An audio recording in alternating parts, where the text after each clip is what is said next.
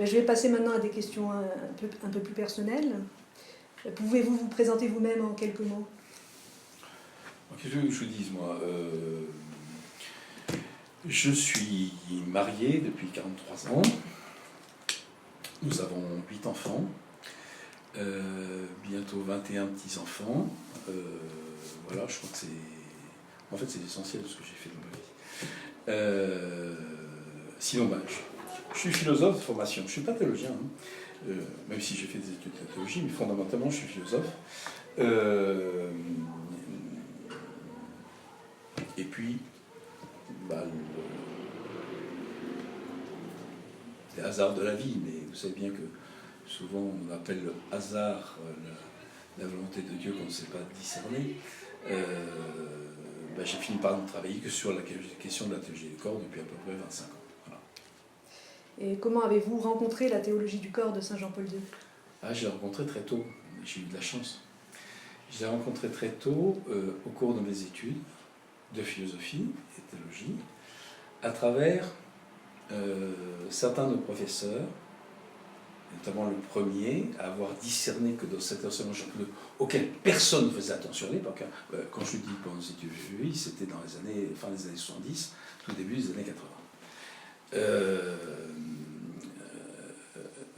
Donc Jean-Paul II venait d'être élu. Jean-Paul II était élu, j'avais 20 ans. Je me souviens très bien, j'avais 20 ans. Et donc, je pense à Marcel Clément. Marcel Clément, qui était le directeur du journal L'Homme Nouveau à l'époque, mais qui était également professeur titulaire de la chaire de morale et politique à la faculté libre de philosophie comparée, où j'ai fait mes études, avant de faire mon doctorat à la Sorbonne. Et c'est lui qui m'a fait découvrir... il a tout de suite vu qu'il y avait une dimension complètement prophétique là-dedans. Il a branché, si j'ose dire, sa collègue plus jeune, Aline Lisotte, sur le sujet, qu'il a travaillé. Et donc c'est avec Marcel Clément et Aline Lisotte que j'ai découvert la théologie du corps, et qui a été un véritable bouleversement dans ma vie, parce que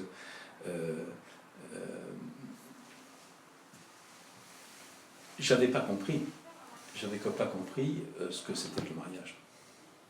J'avais pas compris que le mariage pouvait être une vocation.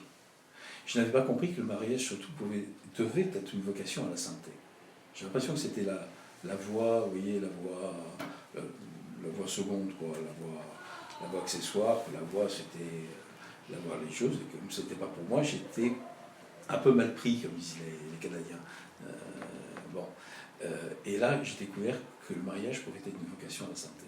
Alors, comme j'ai eu la chance de rencontrer ma femme qui a suivi les mêmes études, nous étions raccords, comme on dit, sur le sujet. Et voilà, c'est comme ça que j'ai rencontré la théologie du corps. Et elle m'a conduit tout simplement à me marier. Mais je n'en avais pas fait un sujet d'étude. Oui, mon voyant, c'était la philosophie politique, la doctrine sociale de l'Église, que j'enseignais pendant des années. Et c'est seulement beaucoup plus tard, au tout début des années 2000, que des amis, tout simplement, des amis à qui je parlais, je donnais quelques éléments de la théologie du corps que j'avais compris. Ils disaient, mais c'est complètement fou, on n'a jamais entendu parler de ça, et il faut que tu nous aides à découvrir ça. Donc, on a fait des causeries, comme on dit, chez nous, le soir, le samedi soir. Je passais le samedi à les préparer. Ensuite, on faisait un truc à la veille. Au début, on était une vingtaine, puis ensuite, on est devenu 50. Il fallait qu'on déménage le salon à chaque fois. Et puis après, on a loué des salles paroissiales, parce que ça ne tenait pas. Puis les gens ont enregistré ce que oui, puis les gens, ça se terminait quand ça se passait chez nous, ça se terminait à 1h du matin, parce qu'ensuite on partageait un peu auberge espagnole, ce que chacun avait apporté. L'auditoire, ça allait de 15 ans à 85 ans. Il y avait la vieille comtesse du coin qui venait nous rejoindre en disant « Monsieur, vous croyez que c'est très convenable à mon âge ?» Très bien, madame, il n'y a pas de problème. Bon. Voilà, donc il y avait... Bon. Et c'est parti comme ça. Parce que les gens enregistraient les conférences, puis après on m'a dit il faut absolument écrire un bouquin. Je ne voulais pas, parce que je n'ai pas à écrire. Depuis, j'ai écrit 17 bouquins, dont 14 consacrés à Jean-Paul II. Voilà. Et c'est parti comme ça. En répondant simplement à la demande cet ami. Et comme mon premier bouquin a connu un certain succès, ben, j'ai été appelé à faire des conférences un peu partout. Et donc je donnais 40, 50, 60 conférences par an. Voilà.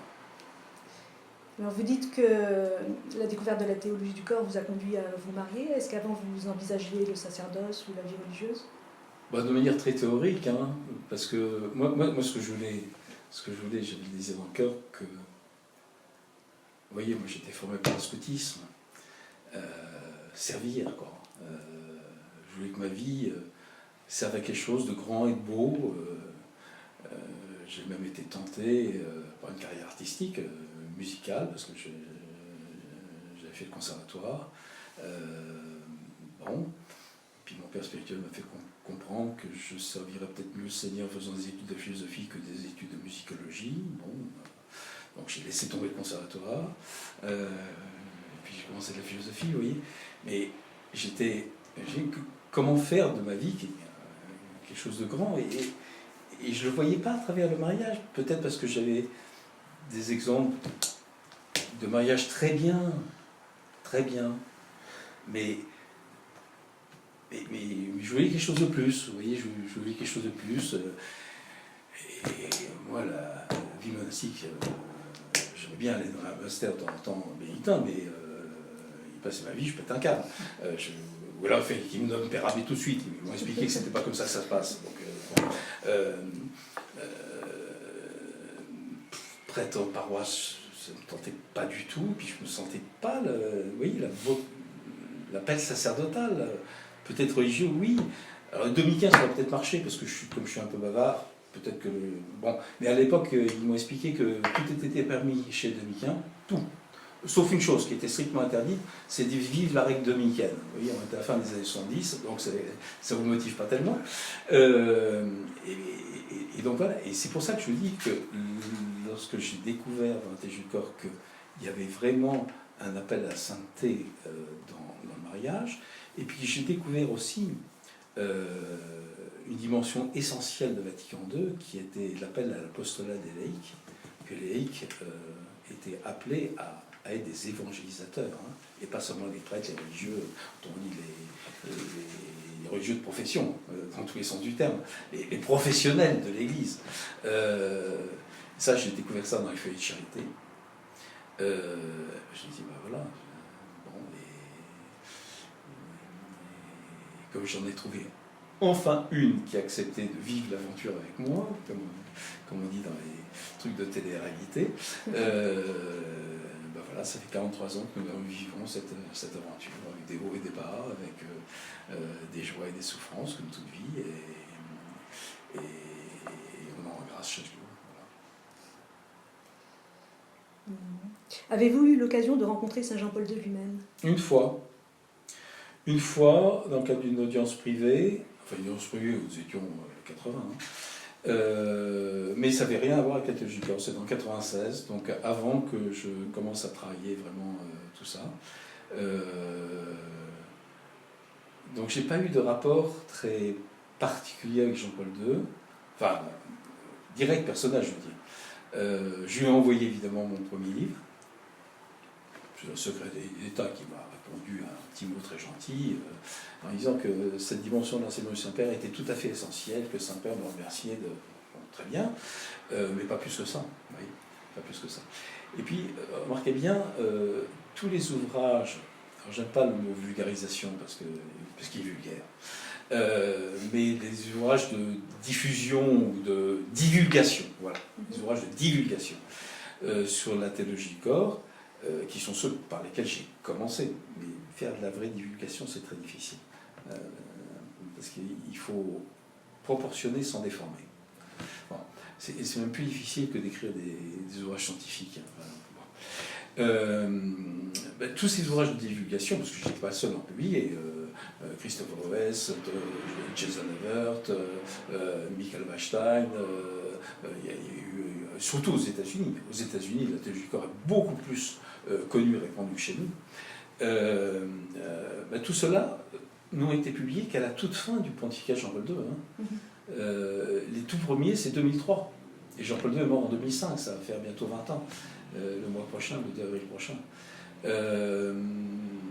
Donc, c'est pas très étonnant, vous voyez. Cela dit, j'ai l'impression de très bien le connaître. Parce qu'à force de s'être coltiné sa pensée, d'avoir cherché à la comprendre, parce que pour l'enseigner, il faut d'abord la comprendre, il faut y passer du temps, il faut y transpirer dessus, et croyez-moi, c'est pas une pensée facile en plus. Donc pour arriver à la traduire dans des catégories accessibles, il faut déjà s'approprier. Donc j'ai l'impression de très bien connaître de l'intérieur. Puis j'ai publié une biographie de lui. Donc j'ai lu tout ce qu'on avait écrit, au moins en français, sur Jean-Paul II, et c'est colossal. C'est colossal. C'est près de 150 ouvrages qui ont été publiés, de vrais ouvrages qui ont été publiés sur Jean-Paul II. Voilà. D'accord. Quel est le point qui vous a le plus marqué dans la théologie du corps de Saint Jean-Paul II? Ben, je vous l'ai dit, je crois que c'est la nouvelle approche qu'il propose pour le mariage. Ça établit le mariage dans une lumière et une profondeur inégalée jusqu'à lui. Voilà. Vous voyez, le pape de la famille, c'est le titre que le pape François lui a conféré. Mais c'est aussi, avant d'être le pape de la famille, il est le pape du mariage. Tout son apostolat, il a été centré sur le mariage, sur les couples, le réseau qu'il avait créé à Saint-Florent-de-Cracovie. C'est lui qui a inventé la préparation de mariage. C'est Wojtyła qui a inventé la préparation de mariage. Ça n'existait nulle part ailleurs. Il a commencé à faire ça dans sa paroisse à Saint-Florent-de-Cracovie. Et puis ensuite, quand il a été évêque auxiliaire de Cracovie, il a fait un parcours de préparation pour tout le diocèse de Cracovie. 2 ans plus tard, c'était obligatoire dans toute la Pologne. Et à partir de là, je ne sais pas quel vous êtes marié, moi je me suis marié en 82, je peux vous dire que la préparation de mariage, ça n'existait pas en 82. Ça n'existait pas. On rencontre un prêtre pour préparer la célébration, les textes, les machins, les trucs, puis le papier administratif, bien sûr, mais il n'y avait pas de préparation au mariage. Donc c'est arrivé bien plus tard, mais ça a commencé en Pologne dès le tout début des années 60. Oui. Donc c'est le pape du mariage avant d'être le pape de la famille. Il est le pape de la famille parce qu'il est le pape du mariage. Voilà. D'accord. Y a-t-il une expérience ou une rencontre, en dehors de celle de Jean-Paul II, qui a marqué votre parcours et influencé vos choix de vie? Je vous ai parlé de Marcel Clément. Marcel Clément, pour moi, c'est lui qui m'a éveillé l'intelligence. C'est lui qui m'a appris à penser. Et qui m'a appris à penser avec le sentire cum ecclesiam, sentir avec l'Église. Il avait un sens de l'Église, cet homme, c'est extraordinaire. Un amour de l'Église fabuleux. C'était un laïc, pourtant. C'est pas un prêtre. Oui, je crois que j'ai appris avec lui à aimer l'Église. Et puis j'ai appris à penser. Tout ce que j'ai réfléchi en philosophie politique, je lui dois, parce qu'il était professeur de philosophie politique. C'est à lui que j'ai dédicacé ma thèse. Et puis c'est lui qui m'a ouvert à l'intelligence de cette théologie du corps. Vous savez, c'est le premier. Dans le journal de Nouveau, dans les années... il a commencé ça en septembre 81, tous les 15 jours, parce que c'était une parution bimensuelle, tous les 15 jours, vous avez une page centrale de l'Homme Nouveau qui était consacrée à un commentaire des catéchèses de Jean-Paul II. Vous voyez, et il a fait ça pendant un peu plus d'1 an. Alors, il n'a pas commenté toutes les catéchèses, il y a un moment où ça faisait trop pour lui, et donc il a confié la chose à Aline Lisotte, mais il est le premier, il est premier. C'est-à-dire qu'il croyait en fait la théologie du corps s'arrêtait en 81, c'est-à-dire au moment de l'attentat, parce que comme le pape a été obligé d'arrêter son activité à la suite de l'attentat, et qu'on s'aperçoit maintenant que c'était en fait la fin d'un chapitre, la catéchèse du mercredi précédent le mercredi de l'attentat, ben, à la limite, c'est assez cohérent de se dire, ben voilà, c'est fini. Et comme Jean-Paul II n'a pas donné son plan, puis il n'a pas dit quel était... il restait très secret là-dessus, il n'a pas dévoilé son intention, ben, on pouvait très bien considérer que c'était fini. Et effectivement, Marcel Témoin a cru que c'était terminé. Puis, le problème, c'est qu'en novembre 81, Jean-Paul II, après une interruption plutôt longue, nous reprenons le cours de nos réflexions. Et c'était reparti pour un tour, et sur des choses extrêmement plus complexes, hein, sur le catéchèse sur la résurrection, ensuite sur la sacramentalité du mariage, etc. Donc il a un peu calé. Mais n'empêche que, oui, moi j'ai été initié à la théologie du corps par Marcel Clément, je lui dois cette dette. Hein. Ouais, c'est le sens de l'Église et une âme d'apôtre, en même temps qu'un grand orateur. Et je vous avoue que c'est ce genre de figure que j'admire. Vous voyez, des gens qui sont des fils de l'Église. Fils de l'Église, je crois ça. Fils de l'Église. Une âme d'apôtre. Et puis si ça peut se faire avec des talents oratoires, ben c'est plutôt sympathique. Le plus grand conférencier que j'ai connu, moi j'ai appris à parler en public avec lui, parce qu'il faisait des sessions sur la parole en public. Donc j'ai appris à parler, j'ai appris à comprendre ce qu'est un public avec Marcel Clément. Ouais. D'accord. Quel a été le plus grand défi que vous avez eu à surmonter dans votre parcours?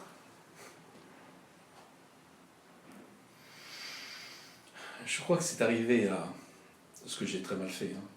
Parce qu'un défi, on peut le ressentir sans nécessairement le relever correctement. Hein.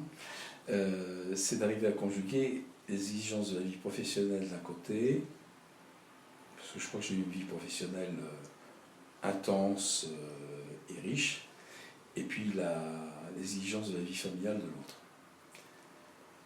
Alors, moi tout seul, je n'ai pas bien réussi à relever ce défi, je reconnais. Heureusement que j'avais une femme qui assumait à la maison. Mais c'est peut-être un peu commode de dire ça. Hein. Mais j'avais une femme j'ai toujours une femme, qui assume merveilleusement bien, sans rien dire, dans la discrétion. Mais je réalise maintenant que j'ai 67 ans, que nous sommes grands-parents, je réalise un peu ce que je lui ai demandé. Hein. Et ça faisait beaucoup. Oui, parce que j'ai fondé pas mal de choses dans ma vie. J'ai fondé une école supérieure de commerce et de gestion, une école de management, on enseignait la doctrine sociale à l'église, on faisait de la philosophie. J'ai créé une fondation pour les décideurs économiques, politiques, culturels en Suisse. J'ai participé à la fondation de l'Institut Philanthropos, dont j'étais le premier directeur, donc commence tout qui existe bien. L'Institut du corps après. Et je me souviens quand on avait ce projet, on nous l'avons confié tous les deux avec ma femme le jour de la béatification de Jean-Paul II. Béatification. On a eu de la chance. On a pu, je ne sais pas pourquoi, on est arrivé au bon moment. On a pu rester 20 minutes, une demi-heure dans la nef de Saint-Pierre où on avait exposé son cercueil. Et puis on nous a fichu la paix, je ne sais pas pourquoi, pendant une demi-heure, donc on a passé une demi-heure devant le cercueil de Jean-Paul II, et ensemble, à genoux, on a confié au Seigneur le projet de cet institut, par exemple, et à Jean-Paul II, on a dit, écoute, si tu veux que ça se fasse, débrouille-toi pour que, voilà. Mais je me souviens de ma femme me disant, encore une fondation. Alors je lui ai promis, je fais une fausse promesse, je lui ai promis que ça durait 10 ans. Qu'au bout de 10 ans, je me consacrerai plus qu'à elle jusqu'à la fin de mes jours. Je crains que ce soit une promesse qui ne soit pas tout à fait tenue, parce que l'Institut a fêté ses 10 ans et que je continue un peu trop à m'en occuper. Mais il faut penser à passer là. Voilà. Et comment avez-vous compris que vous deviez fonder l'Institut ? À dire compris, je ne sais pas, senti peut-être. Parce que ça ne procède pas d'une espèce de... J'avais constaté une chose, c'est que au cours de toutes les conférences que j'ai données, je vous ai dit, j'en ai donné plusieurs centaines, les gens s'enthousiasmaient. vous leur dévoiliez un petit peu la théologie du corps, ils disent « Ah, mais c'est génial, c'est fabuleux, c'est extraordinaire ». Puis ça retombe comme un soufflet, quoi. Vous voyez, les chrétiens qui n'acceptent pas de se former. Et je me dis, mais c'est pas possible, quoi. Bon, je vais pas passer mon temps à faire des conférences. Alors ça monte comme un soufflet, puis ça retombe comme un soufflet. Vous voyez bien, hein, c'est comme les codelles lyonnaises. Bon, ça sort du four, au bout de 2 minutes, un truc ratatiné. Bon, c'est un peu ça. Et je me dis, mais s'il n'y a pas vous voyez, une instance de formation où on forme vraiment les gens en profondeur, ça va faire flop à chaque fois, quoi. Ça fait plouf, plouf, plouf, plouf. Bon, on va pas s'en sortir. Donc il faut former des gens, et puis surtout, moi je n'ai pas continué à faire des conférences comme ça, j'ai 95 ans encore. Donc il faut des gens qui prennent le relais. Donc c'est pour ça qu'on a créé cette institution. Si on forme des gens, alors évidemment c'est exigeant. Notre programme de certification, c'est 100 heures de formation. Le programme de master, c'est 550 sur 2 ans. Bon, le programme Apprendre à aimer, dont on parlait tout à l'heure, c'est quand même 30 heures. Bon, autrement dit, oui, mais si on ne forme pas les gens solidement, eh ben, la bombe à retardement, elle fera pchit. Voilà. Elle fera pchit. Et au total, regardez bien, c'est quand même aujourd'hui qu'on a besoin de ce flot de lumière.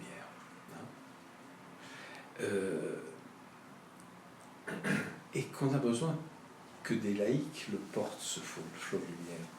Parce que dans toutes les affaires qui martyrisent l'Église actuellement, toutes ces affaires d'abus sexuels qui n'en finissent pas, on a l'impression que chaque fois qu'on a terminé avec une affaire, il y a une autre qui ressort.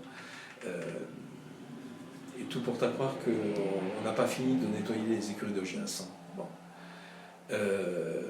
Alors même si c'est évidemment le fait que de quelques-uns, mais ces quelques-uns sont déjà beaucoup trop nombreux, au total, nos prêtres, et je vois bien, souvent ils m'en font la confidence, ils n'osent plus parler de sexualité. Vous avez entendu un prêtre qui est faire une homélie sur la question de la sexualité, sur la question de l'éthique sexuelle Non, s'il faisait ça, on dirait, bon, qu'est-ce qu'il a, celui-là, il y a un problème, peut-être que, il est suspect. Bon, regardez Monseigneur Gobillard, qui a eu l'audace de faire un bouquin avec cette sexologue qui s'appelle Thérèse Argot, sur la question de la sexualité. Je l'ai félicité. J'ai dit bravo, enfin un évêque qui ose une parole forte et puis qui accepte la confrontation, parce que Thérèse est pas si contre que ça. Enfin bon, peu importe. Et Monsieur Gobillard m'a répondu, mais oui, je l'ai fait, mais je porte une étiquette marquée sexualité sur le front pour 25 ans. Oui, je lui ai dit, écoutez, c'est très bien, il pourrait y avoir pire. Je lui ai dit, mais bon. Mais voyez, donc nos pasteurs, qui devraient nous donner une période de lumière là-dessus, en quelque sorte, ils sont ou ils se sentent musés. Ils se sentent musés. Nos évêques n'osent pas parler. Et on les comprend d'une certaine manière. Je ne jette pas la pierre. Mais il faut donc former ceux qui peuvent avoir une parole peut-être plus libre sur le sujet. Encore faut-il qu'ils soient formés. Voilà, c'est tout, c'est toujours le même problème. Donc il fallait qu'on les forme correctement, c'est ce qu'on essaie de faire ici. Quelle est la place de la prière personnelle dans votre vie ? Trop faible. Trop faible. Vous connaissez beaucoup de personnes qui disent « Oui, moi je prie assez, c'est bien, c'est bien. Oui, ça va de ce côté-là. » Non. En revanche, je sais une chose. C'est qu'on ne fait rien, mais rien de fécond. Rien de fécond. Si c'est pas enraciné dans une vie de prière. Rien. Rien. Il y a une chose au moins que je pense n'avoir jamais omise. C'est que je ne parle jamais de la théologie du corps sans m'en être remis complètement à la Sainte Vierge. Voilà. Oh, très simplement, comme faisait Jean Paul II. Tous, ego sum Maria, et omnia mea tua sunt. Tout ce que j'ai tout ce qui est miraitien. Tout à toi, Marie, tout ce qui est miraitien. Vous savez, on a retrouvé les notes manuscrites de Jean-Paul II. Parce que vous savez peut-être que la Théologie du corps, en fait, tout est écrit avant l'élection de Jean-Paul II au tour pontifical. Oui. Tout était entièrement écrit, c'était prêt à être publié, c'était même tapé à la machine, tout était prêt. Et donc, en fait, il a découpé son manuscrit polonais en 135 sections, 135 discours d'une trentaine de minutes. Voilà. Et donc, pour les audiences générales du mercredi, il préparait ça. Donc, il y avait le manuscrit polonais, et il mettait une petite introduction, hein, pour quand même que ça ne fasse pas un peu cheveux sur la soupe, donc il mettait une petite introduction, puis ensuite il numérotait 1, 2, 3, 4, les paragraphes, et il disait comme dans le texte, il renvoyait au texte du manuscrit. Donc on a le facsimilé, c'est dans l'édition anglo-américaine de Michael Ashline, facsimilé d'un certain nombre de ces notes manuscrites qui étaient données généralement sur 2 pages. Première page, en haut à droite, Totus tuus ego sum Maria. Deuxième page, en haut à droite, Et omnia mea tua sunt. Voilà. Et ça, j'avoue que oui, c'est voilà, c'est ce qu'il faisait, hein. C'est ce qu'il faisait, et je pense l'avoir pas trop mal imité de ce côté-là. Mais voilà, mais rien, nous ne pouvons rien faire de fécond qui soit enraciné dans la prière. Ça, j'en suis convaincu. Pour ça, par exemple, qu'à l'Institut, c'est comme ça. On ne commence pas une journée de cours sans prier ensemble. Voilà. Et on commence par la prière de saint Thomas d'Aquin avant l'étude. Elle est remarquablement efficace, elle est extrêmement complète, ça permet aux étudiants de prier pour qu'ils comprennent correctement et de prier pour le professeur pour qu'il leur explique correctement.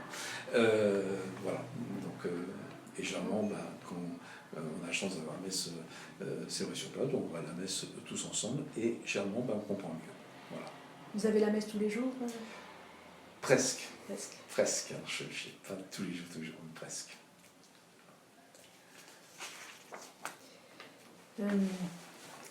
En centrant votre vie sur la promotion d'une vision de l'être humain frontalement opposée à celle que nous pose la société occidentale, aujourd'hui, avez-vous été confronté à beaucoup d'animosité? De la part de ceux qu'on pourrait considérer comme des ennemis de l'Église, vous voyez, comme on disait autrefois, je pense à la parole de Saint-Pédis, Pion, des ennemis de l'Église. Bon, pas beaucoup. Pas beaucoup. En revanche, au sein de l'Église, mais plutôt aux extrêmes d'un côté ou de l'autre, oui, il y a eu quelques critiques un peu pleines, oui, de critiques. Mais c'est pas grave, ça me gêne absolument pas. Ce qui me gêne, en revanche, c'est quand les gens critiquent sans avoir lu. Vous voyez ? On m'a dit que Semen racontait. Elle commence par lire ce qu'écrit Semen. Ensuite, en plus, ce qu'écrit Semen, ça n'a aucune espèce d'importance. L'important, c'est ce qu'a écrit Jean-Paul II. Donc, deux choses une. Soit je restitue fidèlement ce que Jean-Paul II a enseigné, soit je ne le fais pas. Si je ne le fais pas, j'accepte d'être critiqué. Mais vous voyez ce que je dis ?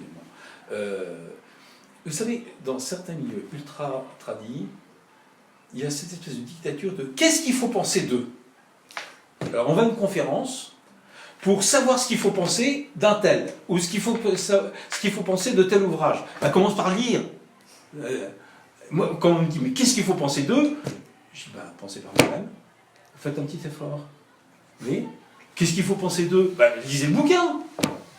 C'est pas possible, ça. Cette espèce de bêtise, parce qu'il n'y a pas d'autre mot. C'est de la bêtise, c'est de la sottise au dernier degré, quoi. Il faut être bête comme un âne pour poser la question, qu'est-ce qu'il faut penser d'eux ? Pense, Coco, t'as une intelligence. Bon.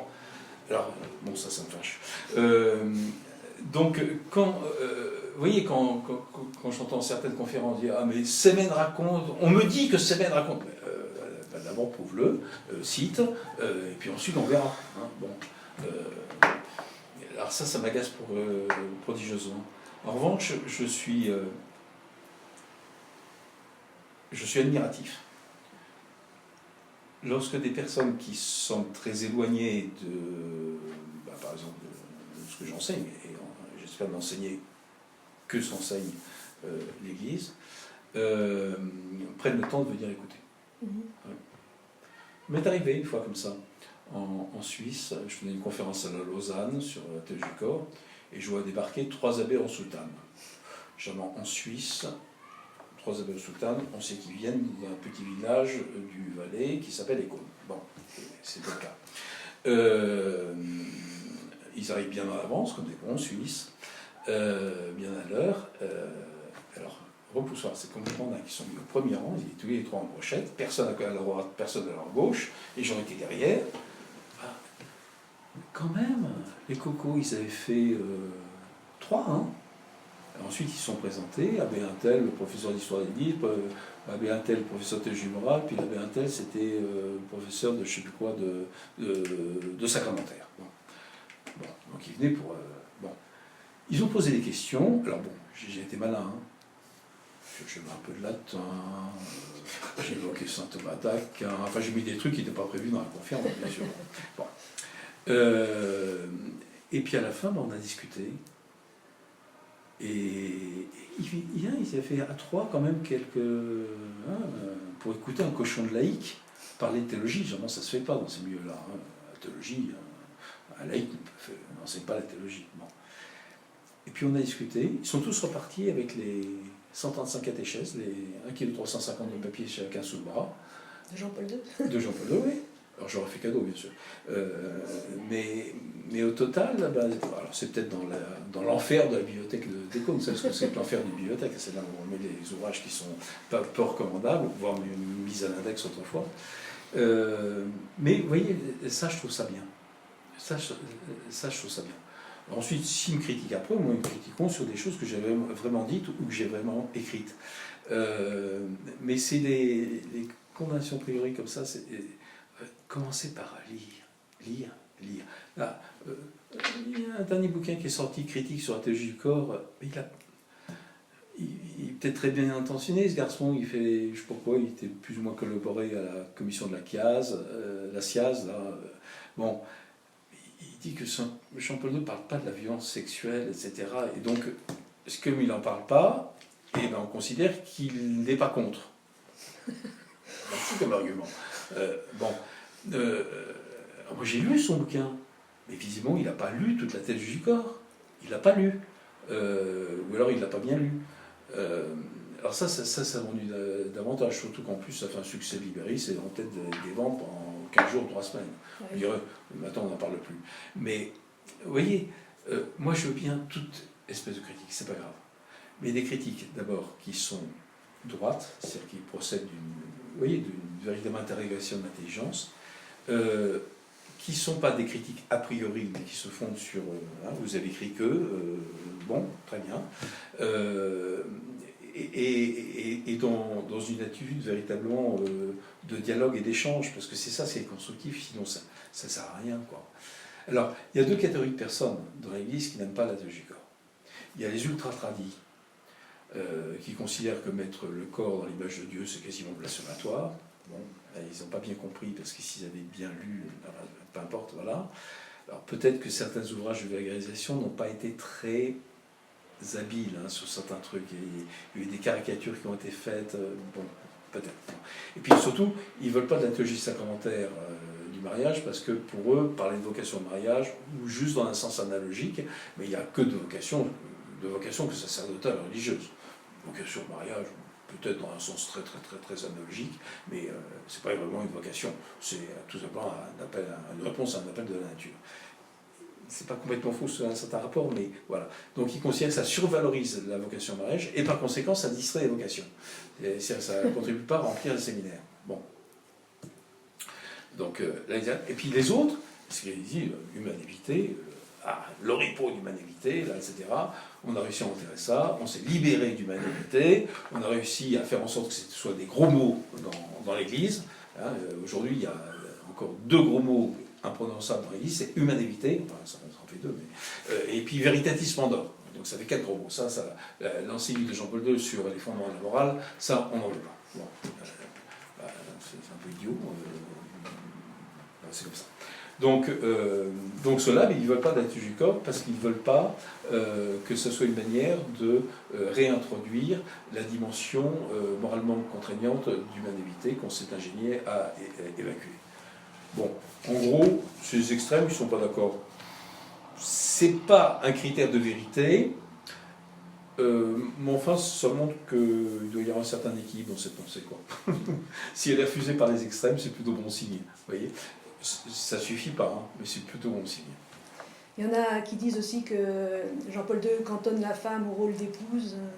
Bah oui, ça c'est le comité de la jupe. Oui. Le comité de la jupe, ça c'est Madame Soupa. Bah, j'ai envie de dire, Madame Soupa, lisez la lettre aux femmes de Jean-Paul II. Il n'y a pas un pape qui a osé écrire ça, mais une telle louange à la femme que cette lettre aux femmes. Lisez Mulieris Dignitatem. Avant de critiquer, lisez, je vous en supplie, lisez. Bon. Et puis, oui, Jean-Paul II dit que la vocation maternelle est simplement une des plus belles vocations et qu'il n'y a pas plus belle profession, dit-il, que d'élever des enfants. Bon, bah, si Mme Soupa est contre, elle est contre, mais... Alors c'est vrai que les enfants, on les élève à deux, hein. Bon. Qu'il y a certainement eu un rééquilibrage des rôles paternels et maternels dans l'éducation à revoir par rapport à ce qu'on a pu connaître il y a quelques décennies. Oui, il n'y a pas de problème. Oui, moi je veux bien que les ménages de mes enfants ne vivent pas tout à fait de la même manière que vivaient nos grands-parents. Bon, ça me semble normal et sain, il y a des évolutions qui sont à accueillir.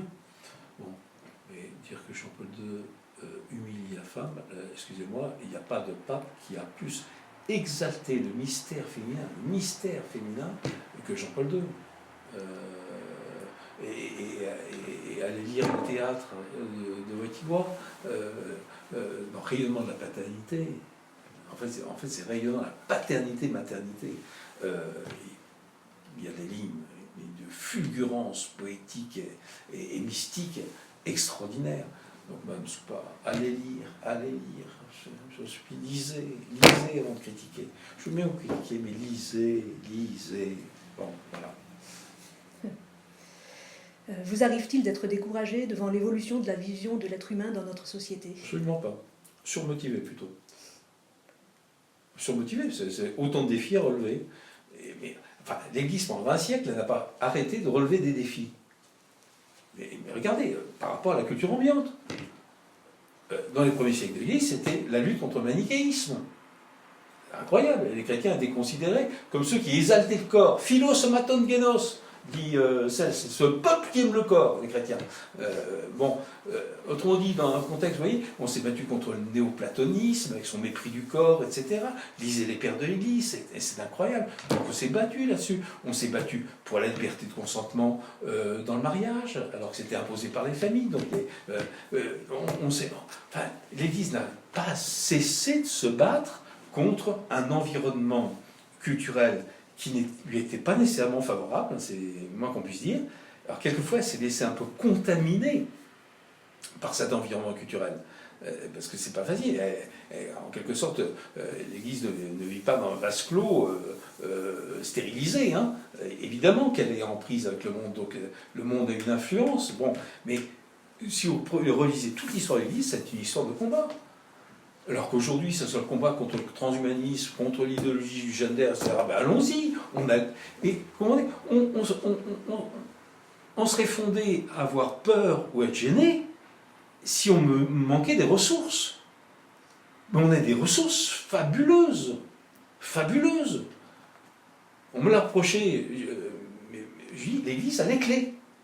Elle a des clés anthropologiques. Elle a des clés sur l'homme. L'Église développe un discours sur l'homme et sur la femme, hein, sur l'homme au sens où l'homme envoie sa femme, mais qui est aux avant-postes de la réflexion anthropologique. On n'a aucun complexe à avoir. Mais vous voyez, là encore, pour être un bon chrétien, il faut être un chrétien complexé. Où est-ce qu'on a vu ça? C'est quelque part dans l'Évangile, soit lié au sel de la terre, la lumière du monde. Bon, il n'y a pas de complexe à avoir là-dessus. Ah oui, d'accord, alors la lumière, il faut la porter. Le sel, il sale. Parce que si le sel ne sale plus, il est jeté la rue, dit Christ. Ah oui, effectivement, il faut qu'on soit du sel qui sale, des lumières qui éclairent. Pour ça, il faut qu'on soit... il ne faut pas qu'on soit incolore, inodore et sans saveur. Voilà. Il faut qu'on... autrement dit, il faut que nous soyons, en quelque sorte, à la hauteur du trésor dont nous sommes dépositaires. Et ce trésor, on ne va pas le garder pour nous, et on a le donné. Vous voyez? Et donc, il n'y a aucun complexe à avoir. Pourquoi est-ce que quelquefois il y a cette espèce de complexe des chrétiens, de tous au bout, parce qu'ils ne sont pas formés? Parce qu'ils sont bac plus 5 en matière scientifique, et ils sont bac moins 12 en matière théologique. Voilà. Et il faut équilibrer un peu les trucs. Bosser, les mecs. Bosser. C'est tout. Travailler. Puis vous allez voir, il n'y aura pas de complexe. Hein, parce qu'en fait, le monde contemporain, mon fils, il fait contre. Moi, je vois surtout qu'il a soif. Il crève de soif. Il crève de faim, de vérité sur ce qu'est l'homme, sur ce qu'est la femme. Il crève de ça. Même quand il s'en défend, même quand il est dans l'animosité par rapport à l'Église. Mais s'il y a l'animosité, c'est parce qu'en fait, on ne lui a pas donné la plénitude du message. Parce que si on lui donnait la plénitude du message, il dirait merci. Oui. Autrement dit, quand les chrétiens se lamentent que la culture contemporaine est contre, etc., en fait, je dis, mais qu'est-ce que vous avez fait pour, à cette culture contemporaine, donner la lumière dont vous êtes porteur? C'est ça ce qu'il faut faire. C'est tout. Et vous allez voir, il y aura beaucoup moins de problèmes. Beaucoup moins de problèmes. Alors c'est arrivé à certaines époques dans l'Église. Mais regardez, saint Thomas, saint Dominique contre les cathares. Enfin, on n'a pas arrêté de se battre contre... Mais qu'est-ce que fait saint Dominique contre les cathares? Il ne brûle pas. Il crée un ordre intellectuel et on va se coltiner à eux intellectuellement. C'est ça l'origine des dominicains. Hein. Bon, voilà, ça c'est la bonne démarche. Alors je ne sais pas si l'Institut théologique sera un jour un ordre religieux, je ne le souhaite pas, en tout cas. Mais voilà, on a mission il faut que le trésor dont nous sommes dépositaires, nous l'ayons d'abord approprié, mais pas pour le garder pour nous, pour pouvoir le donner. Il faut s'approprier pour pouvoir le donner. Et c'est ça la mission d'un chrétien. Et une fois qu'on est dans cette dynamique-là, on n'a aucune raison d'avoir peur. D'accord. N'ayez pas peur, d'ailleurs. Hein? Non abbiate paura, disait Jean-Paul II. N'ayez pas peur. Et c'est là-dessus qu'il a fait tout le succès de son pontificat. Enfin, un qui nous disait qu'il ne fallait pas avoir peur. Et attention, non abbiate paura, ouvrez toutes grandes les portes au Christ. Il faut ouvrir les portes au Christ. Voilà. Et il faut apprendre du Christ, d'ailleurs ce que dit Jean-Paul II, il faut apprendre du Christ, le sens de notre corps. Parce que le corps humain, il est respondu dans toute sa splendeur dans le corps incarné du Christ. Dans le corps incarné du Verbe, dans le Christ de Jésus. Donc il faut regarder le corps de Jésus, il faut regarder comment Jésus se comporte avec son corps, il faut regarder comment Jésus se comporte avec le corps des autres, il faut regarder la liberté que Jésus a par rapport à son corps. Il faut regarder, ce que je dis quelquefois à mes étudiants, mais prenez cette lecture de l'Évangile, lisez-le, mais en regardant comment Jésus se comporte avec son corps et comment il se comporte avec le corps des autres. Alors là, vous aurez la juste... voilà. Idolâtrie du corps, jamais. Mépris du corps, pas davantage. Maîtrise et estime du corps, oui. Quels sont vos projets à venir? Travaillez-vous sur un nouveau livre ou d'autres initiatives? Je crois que j'en ai déjà fait pas mal. J'ai décliné Jean-Paul II de tout le monde. Il y a la sexualité en Jean-Paul II, la spiritualité conjugale sur Jean-Paul II, la famille sur Jean-Paul II, le mariage sur Jean-Paul II, la préparation du mariage sur Jean-Paul II. Enfin bon, je ne vois pas ce que je pourrais encore inventer. L'amour sur Jean-Paul II, je ne vois pas ce que je pourrais inventer d'autre. Si je me pose la question, il y en a un sur lequel je travaille, mais je n'arrive pas à le finir, c'est sur Jean-Paul II, homme de théâtre, parce que ça, c'est une dimension de sa personnalité qu'on ne connaît pas assez. C'était un génie théâtral, un génie poétique, un des plus grands poètes de notre temps. Et ça s'est pas assez.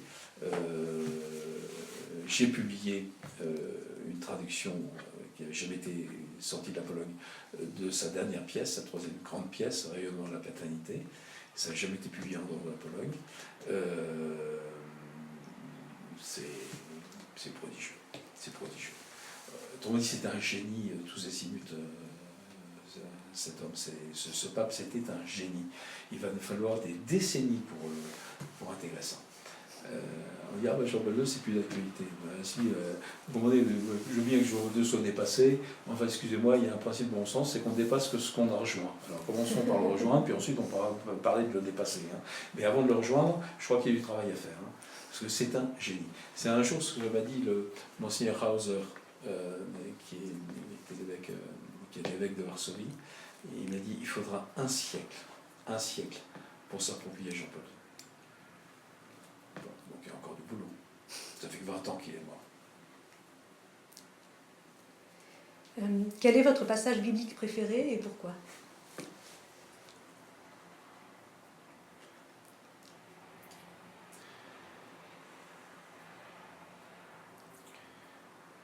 Je crois que c'est le Cantique des Cantiques dans l'Ancien Testament. Parce que c'est le plus bel hymne à l'amour et au corps de l'homme et de la femme qu'on n'a jamais pu écrire. Jean-Paul II disait que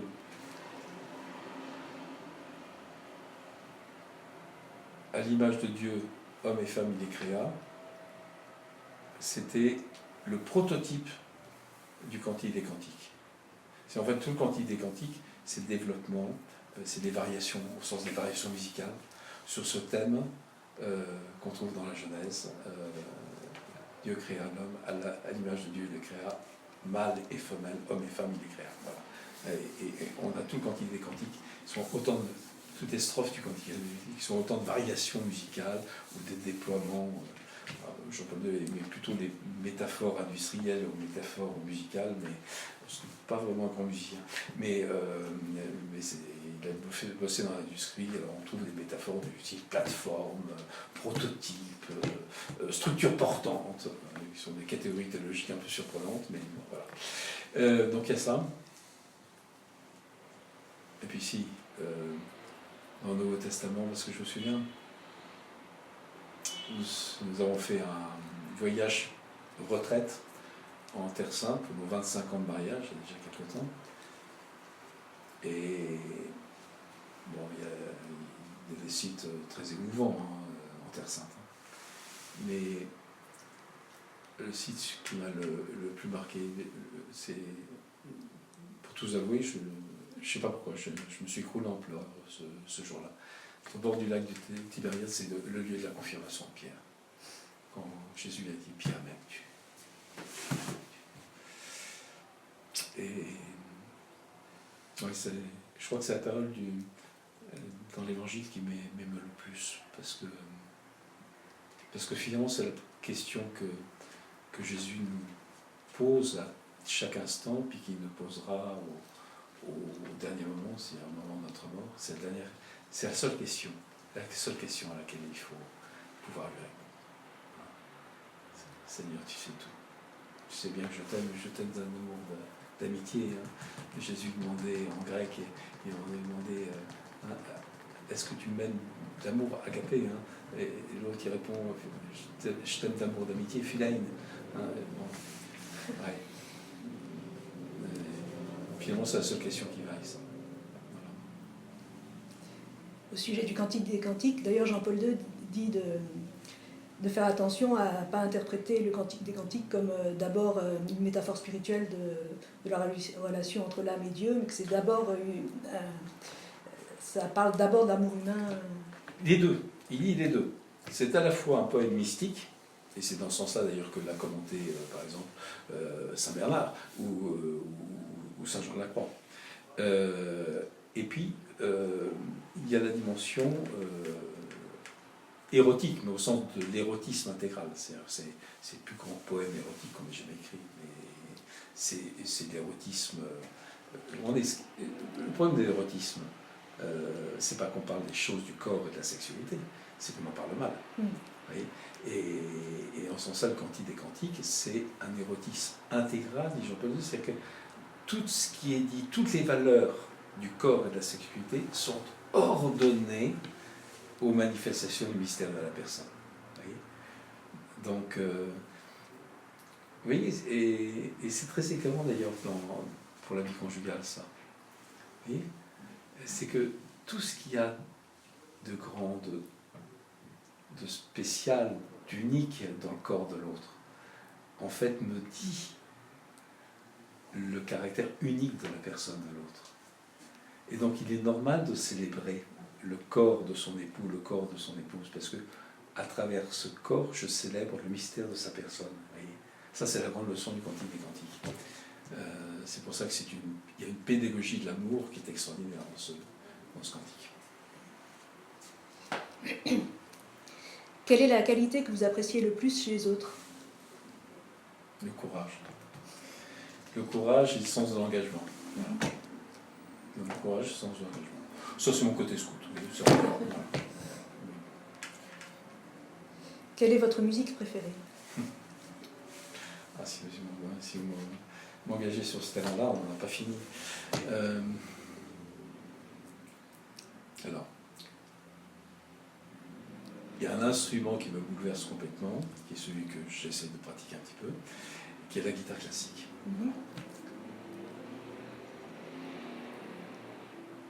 Berlioz disait « La guitare est un grand orchestre ». C'est vrai.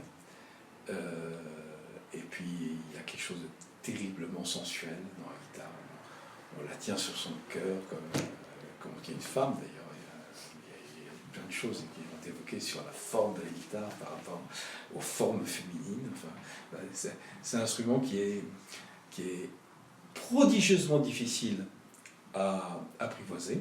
C'est un peu comme une femme. Hein. Mais voilà. Et je l'ai sacrifié pour faire des études de philosophie. Et maintenant que je suis un petit peu, je ralentis l'activité, je reprends. Et donc évidemment, si vous me posez quelle est ma musique préférée, ben, je vais vous dire Francisco Tárrega. Tárrega, d'abord c'était un grand chrétien. On l'a même surnommé San Francisco Tárrega, Saint François Tárrega. C'est lui qui a posé toutes les bases de la technique contemporaine. Enfin, il est mort en 1907 ou 1908 de la guitare classique telle qu'on la connaît aujourd'hui. Et puis quand même, parce qu'il y a un patrimoine extraordinaire en Amérique du Sud, Agustín Barrios, qui est un musicien paraguayen qui a composé plus de 300 œuvres pour guitare, qui est le vrai Chopin de la guitare. Voilà. Donc, je reconnais que je suis un peu sélectif, mais en même temps c'est tellement riche, il y a une richesse de répertoire extraordinaire dans cet instrument. Donc, mais vous savez ce que disait Segovia, la guitare est l'instrument dont il est le plus facile de jouer mal. Voilà. Donc c'est un instrument qui est très exigeant, mais qui récompense merveilleusement les efforts qu'on consent pour lui. Comme une femme. Quel est votre saint préféré après Saint Jean-Paul II? Saint François de Sales. Saint François de Sales, c'est le premier qui a posé les bases d'une spiritualité vraiment laïque. Donc j'aime beaucoup Saint François de Sales. Rien par force, tout par amour. C'est génial. Il y a... Oui, c'est grand Saint François de Sales, je trouve. C'est très grand. Et puis c'est très moderne. Très moderne. Merci.